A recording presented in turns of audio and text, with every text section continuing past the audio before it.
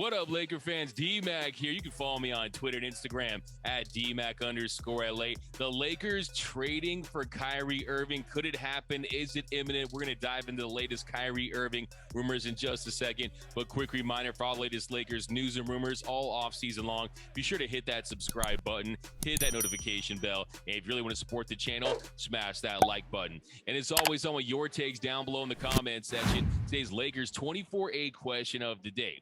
Do you think the Lakers will complete a trade for Kyrie Irving? And do you want to see them get Joe Harris? I want all your thoughts on a Kyrie Irving trade from the Nets to the Lakers. Let us know down below. And for all the latest Lakers news, head over to alllakers.com.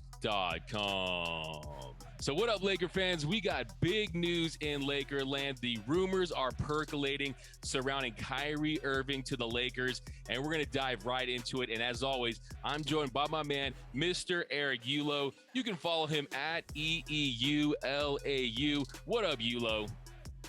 How you doing, Doug? So we got to dive right into this, okay? So Chris Haynes, he dropped a bomb on Twitter.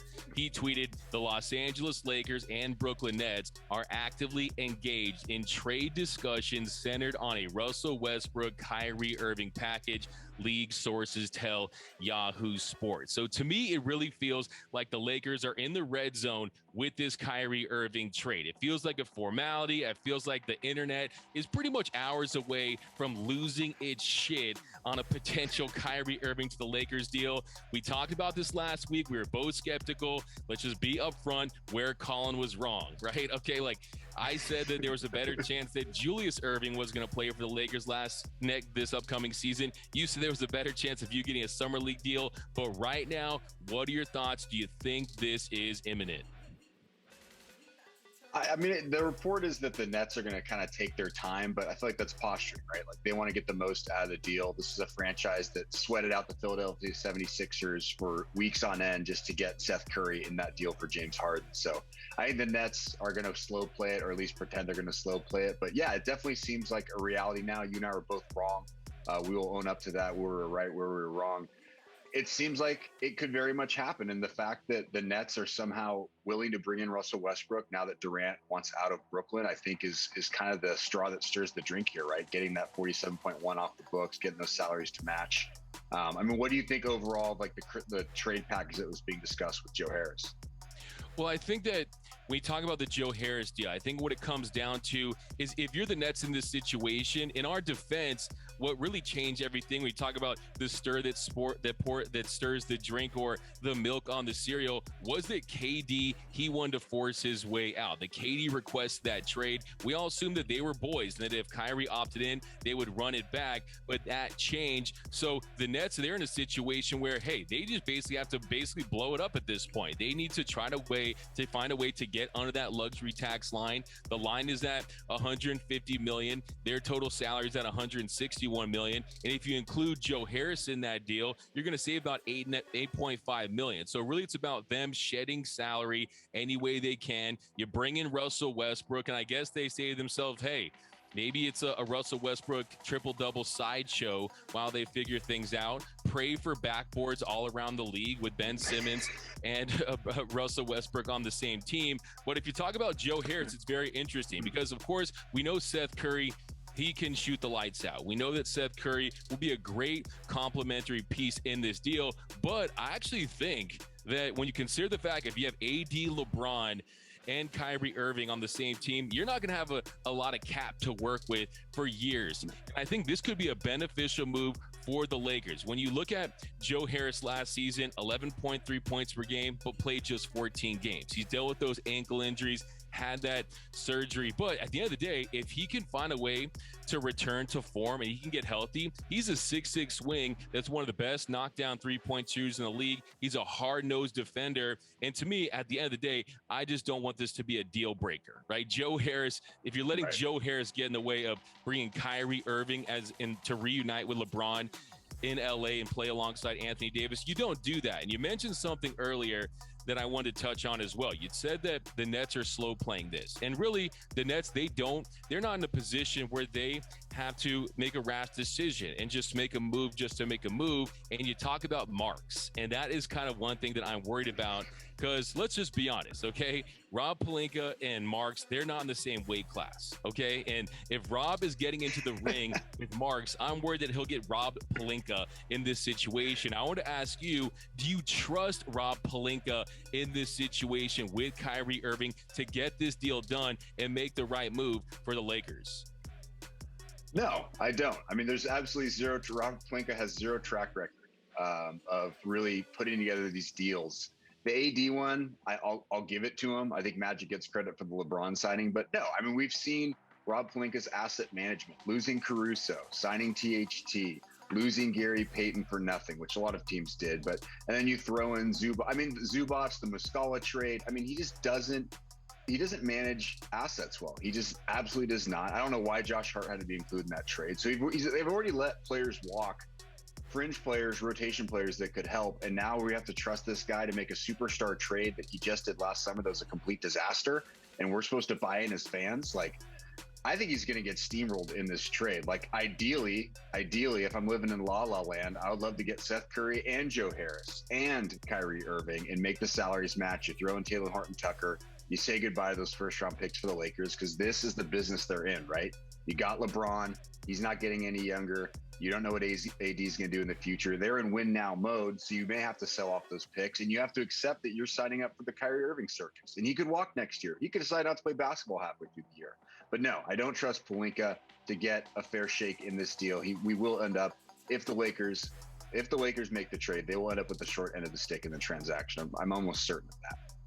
Yeah, I mean, you kind of gave me a little anxiety right there because, one, you point out the deficiencies of Rob Pelinka, but then also when you just look at this team, last year they were devoid of spacing with Russell Westbrook. You almost have to make this move if you want to just pry open this championship window. But at the same token, there's a trade that you could look back and regret for years to come because you will be giving up the picks. You will be giving up a lot of the future. And then, yes, like you said, Kyrie Irving, he is a head case and he could come to Los Angeles, play for a year. He could be on his best behavior. He could be incentivized to play well to get a big bag. Contract year. Kyrie, LeBron could keep him in check. You got the Kobe legacy thing, which I think is a little overrated as far as like, oh, he's a big Kobe fan. He's going to be honest. No, come on. That's stupid. Okay, let's be honest. It's cute and I love it, but let's be honest. That's very irrelevant in the grand scheme of things when it comes to Kyrie. But like I said, like you always like to say, hitching your wagon to a certain player, you're basically looking at a future with Kyrie and Anthony Davis. And yeah, that could possibly win you a couple championships if they do stay healthy, but you're really rolling the dice on a lot of things. You're rolling the dice on Anthony Davis's health. You're rolling the dice on LeBron James just being an absolute alien freak where Father of Time is just afraid to catch up to him, right? And then Kyrie Irving, him basically staying on the floor, staying mentally in check. But I just don't think, in most cases, I would say, look, you got to think about the future, but this is the Lakers. They find a way to get their guy. They find a way to get these stars on the team. And everyone wants to talk about how toxic the Lakers fan base is because anytime there's a player like Anthony Davis or LeBron, you see the jersey swaps. But guess what? They did get LeBron the Lakers. They did get AD. What do you expect this fan base to do? They're like that spoiled Beverly Hills kid. They get what they want, okay? And this is a situation where they've wanted Kyrie for some time, and I think they're gonna get their guy. But like you said, the big fear is it just flames out. He's here for a year and that's it. And you don't have those picks or any of those future assets. So do you think that, is there some trepidation on your part as far as just bringing in Kyrie, the potential head case? Or do you think that the Lakers have to make this move? I have a ton of concerns with bringing Kyrie into the fold, but this is the desperate corner the Lakers put themselves in with that Westbrook trade. This is the business they are in. They're at LeBron's whim. That's just how things go with LeBron. You saw it in Cleveland, you saw it in Miami, and that's how those relationships eventually ended. But I'd be very concerned to bring in Irving. I mean, he's ruined the last 3 teams he's been on. I mean, that's indisputable. And I don't even think he played that great in that first round series against the Celtics. So maybe some of that's playing, whatever it was, 25, 27 games in the regular season, running out of gas. I don't know. But yeah, I would be very concerned to bring in a guy who has shown that he's a flight risk mentally and is a flight risk physically. Like, there's also no guarantee if things go south that Kyrie walks next year in free agency if the Lakers do trade for him. But this is the business they are in. They're probably going to trade I would think they're going to make this trade sooner or later. The Nets owner Joe Tsai wants to be done with the Durant Kyrie experience. I don't think anyone can blame him for that. So I do think with Kyrie telling everyone, according to Stephen A. Smith, that he wants to be on the Lakers, I do see it happening, which is a complete departure from what we talked about in our previous Kyrie Irving podcast.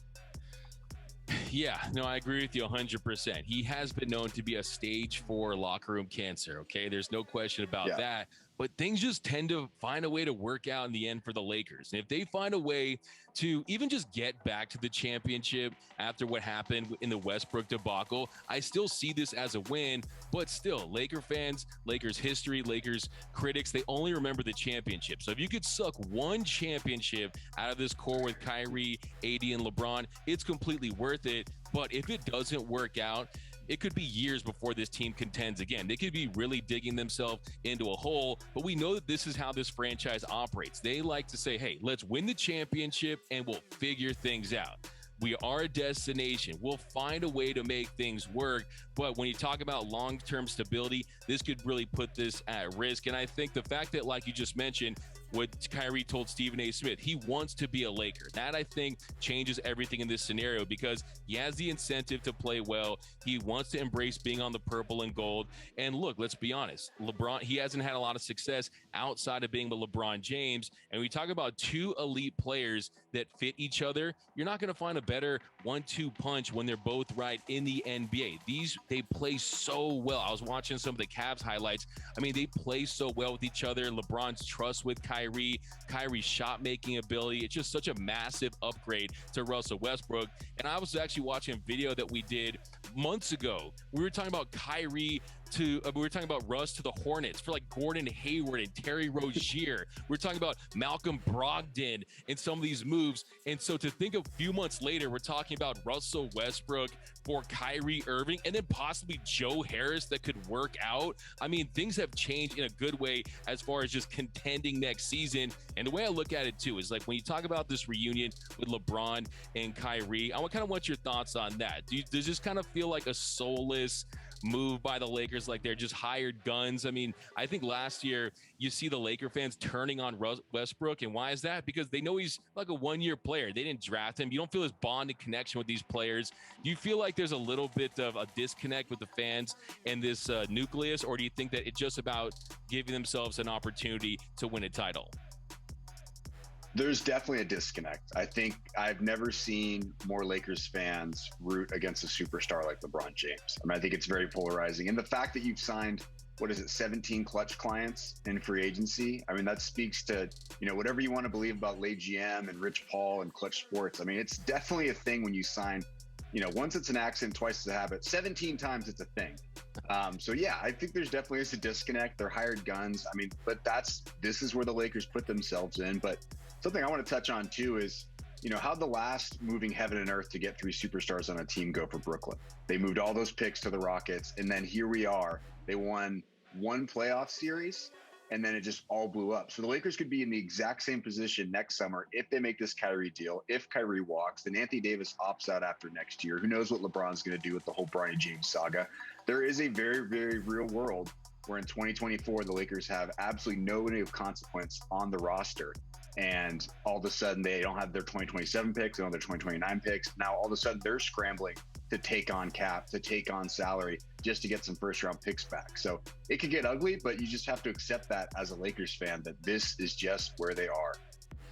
They back themselves into this corner to the point where they have to swing for the fences. But you and I both know, look, let's be honest, we know ball, okay? And you mentioned last year with the Nets making that move for James Harden, we both know, you and I, that Kyrie Irving is a superior player to James Harden at this stage of his career, especially when you pair him with Anthony Davis and LeBron James. I think that's what makes this so tantalizing for me, is that Kyrie Irving, like, it's almost like he's too good for his own good. It's almost like it just comes too easy for him. The talent is just there. And I just think that it's a great opportunity. It almost reminds me of if Jay-Z and Kanye West, they reunited and they dropped the Throne 2 and that went platinum. And Kyrie, of course, being crazy batshit Kanye West, LeBron James being Jay-Z. But we know that, look, even though they have beef, when Kanye makes the beat, Jay-Z lays down the verse, that it's going to be a classic. And I do think that it's just going to be, I mean, can you imagine how massive that would be in the Western Conference? It's going to be a bloodbath. It's going to be a slaughterhouse. And look, even with the lack of depth, I mean, the Lakers could just be a very entertaining, fun team that just gives these guys a run for their money. But on the same token, I just feel like LeBron James is ready to empty the tank for one more championship. That Anthony Davis, I hope he's picked up a basketball at this point. I hope he remembers. He has. He has. Okay. What? Yeah. So I hope he comes in a season not 20 pounds heavy. Like, I appreciate the whole putting on weight thing, but clearly that did not work out. We're shooting 18.6% from three. So I'd like to see the slim, trim, mobile Davis, who shot a basketball a few times, come October. Exactly. And I want to ask you this. So if you're Rob Pelinka, what is the ideal trade? Is it getting Joe Harris? Is it getting Seth Curry? Because we all know that, I think the funny thing is people are acting like that there's a bad move. But if you're the Nets, if you just let's say it was like a straight up Kyrie and Russ, they would still have to pay that $30 million tax. You'd be like having to pay $77 million to get a $47 million Russell Westbrook. The Marks is a intelligent GM. He's very adept. He's going to try to shave off salary. He's going to try to turn the page. That's going to be his next move. But let's say you're Rob Pelinka. Who are you targeting in this move? We know you're not going to say no to a deal if it includes Joe Harris or Seth Curry, wherever they want to include. But what is your ideal package from the Nets if you're the Lakers? Joe Harris, Seth Curry, and Kyrie. And then for the Lakers, Russell Westbrook, Taylor Horton Tucker, and the 2027, 2029 first rounders. I think that's the best deal. You get three-point shooters the Lakers desperately need. Those free agent signings, all four of those guys are not great three-point shooters. And I could just see Curry and Harris just flourishing on that court with that triumvirate of AD, LeBron, and Kyrie. And the other thing, too, you got to factor in, you talk about Rob Pelinka, he's going to get fired next summer if this doesn't go well. So he's probably not that invested in those 2027, 2029 first-round picks. We see this all the time with GMs, right? It's like, I'm going to make this trade because if it doesn't work, I'm not going to be here anyway. So I don't really care about the picks that are going to come down the line in 5 years. So that for me is the ideal package for the Lakers to get Kyrie. Absolutely. It's like a CEO like liquidating their assets when they know their job's on the line. Like, they don't give a shit. They're trying to just save their own ass. And if it doesn't work out, they know they're going to get canned anyway. And I think if you're the Lakers, a lot has been made about those picks and who the pick swaps and what they're going to have in the future. But it's going to mean nothing if you continue to have this apathetic fan base. You need to win next year. But I think that's a really, really great point that, one, Rob Pelinka, he's got to save his job with a trade like this. And then two, you included THT and you try to get a Seth Curry along with Joe Harris. That is how Rob Pelinka fleeces or wins the trade with Marks. Because look, there's a lot of people out there saying, hey, maybe they hold on to THT and you try to package him with none to get Buddy Hield. But I think that Seth Curry, I mean, he's improved so much throughout the years. He's a gamer. He's played in Philly. I mean, I think that Buddy Hield, he's had his years in Sacramento, but I mean, the down year last year, I think that he's really on the decline in his career. I don't know if I trust him as much as I think. I mean, come on, that you put the Curry name on your back, you're guaranteed to shoot like 38% from three. Like, that's just how that works. You know what I'm saying? So, well, most importantly, I think Curry and Harris, having played where they've played, understand their roles, where I'm not sure Buddy Hield would quite understand how he fits in onto that Lakers team, right? Like, I think he probably thinks like, oh, I'm the third option. It's like, no, you're the fourth option. You're kind of our bench gunner. Like, I like the fit with Harris and Curry, guys that don't need the ball, guys that can drain those corner threes. I mean, both of them, I think, on their career are 39.8% from three. I mean, that would just be a godsend for the Lakers. Now, is that a dream to get both those guys? I don't know, but I like their fit, knowing their role, knowing how to operate on the court with those ball-dominant superstars a lot more than Buddy Hield. That's a fantastic point, man. Definitely. Knowing that you can just plug them in.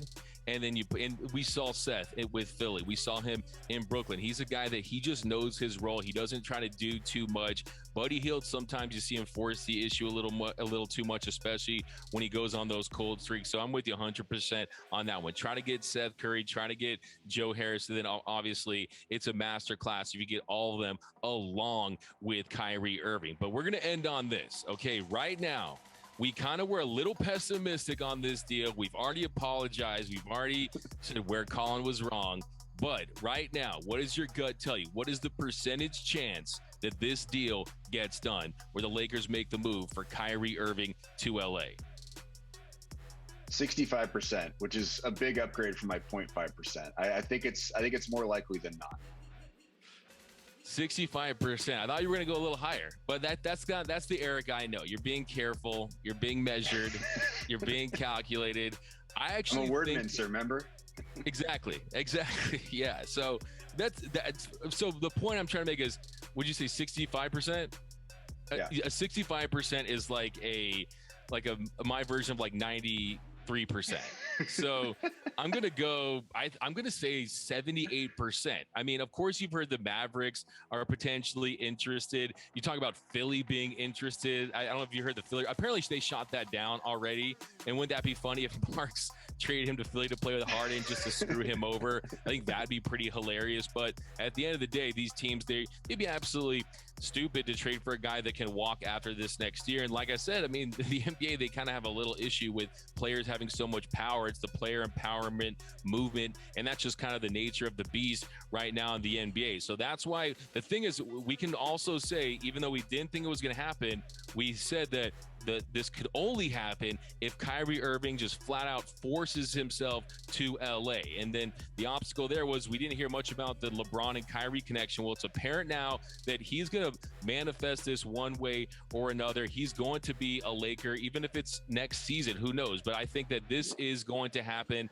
I do think that Marks is going to take his time. He's going to put us through hell as far as just the Twitter updates and just continuing to just wait for these bombshell updates. But I do think at the end of the day, the Lakers they're going to find a way to somehow get this done. And I'm pretty shocked by it. I'm really shocked by it. When we were baseball Dodgers, this to me is like on a whole nother level than Trey Turner and Max Scherzer, just because like I said, go back if you have time, go back and watch the videos of the things we were trying to put together for Russell Westbrook. I mean, we were trying to. It just wasn't going to happen. It was like Russ for some Russ 0.4s and some Doritos in a Subway gift card or something like that. Like it just wasn't going to happen. Now we're talking Kyrie Irving. I mean, it's a lot to process. Let's just put it that way. But Eric, as always, we appreciate your expertise on the Lakers. You can follow my man Eric Ulau at EEULAU.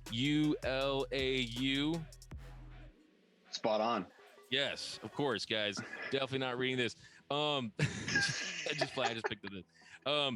You can follow him for all things Laker basketball. You got to follow Eric Ulau, all the things on the Lake Show. He writes for the Sports Illustrated's Lakers affiliate, alllakers.com. So be sure to check him out over there. You can follow me on Twitter and Instagram at DMAC_LA, and let us know down below in the comment section. What is the percentage chance right now that you think this deal gets done? And if you're the Lakers, what is the ideal package? Who do you want from the Nets? How can the Lakers win this deal? I mean, if they get Kyrie, they already won this deal, but what is your dream package? Let us know down below. Hit that subscribe button, hit that notification bell. If you really want to support the channel, smash that like button. And as always, go Lakers.